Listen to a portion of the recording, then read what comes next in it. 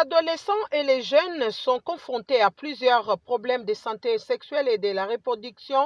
La fécondité débute précocement. Selon les experts, les proportions des adolescentes ayant commencé leur vie féconde augmentent rapidement et est passée de 6% à 15 ans et à 47% à 19 ans, âge auquel 42% de jeunes filles ont déjà eu au moins un enfant. Ajoutez à cela les avortements clandestins et autres. C'est dans ce cadre que le ministère de l'enseignement primaire et secondaire et technique a organisé avec l'appui de l'UNESCO cette mobilisation des fédérations des parents d'élèves autour de l'éducation à la vie et voir comment répondre aux besoins des jeunes et recueillir certaines informations sur les domaines non repris dans le programme national de l'éducation. Il a été constaté qu'il y avait aussi les parents qui faisaient aussi peut-être obstacle, peut-être par ignorance ou par gêne, à certaines informations qu'ils devaient transmettre aux enfants.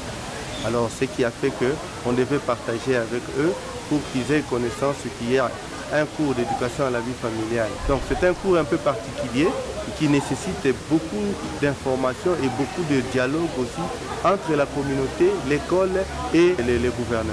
L'UNESCO a un grand intérêt pour l'implication de parents dans l'éducation de leurs enfants. Et nous pensons que les parents ont le droit de savoir les contenus des programmes de l'éducation à la vie familiale que les écoles donnent à leurs enfants. Et ce qui ne doit pas seulement être discuté au niveau des écoles ou des centres de santé, mais aussi au niveau même de famille. Et il est très important pour les parents d'être informés, avoir des notions sur la santé sexuelle et reproductive de leurs enfants, afin de pouvoir mieux les accompagner, aider les enfants à éviter les comportements à risque qui les exposeraient aux maladies telles que les IST, les VIH, les grossesses précoces, mais aussi d'autres fléaux qui peuvent mettre à mal leur avenir. Les parents sont les premières cibles qu'ils ont choisies pour leur mobilisation.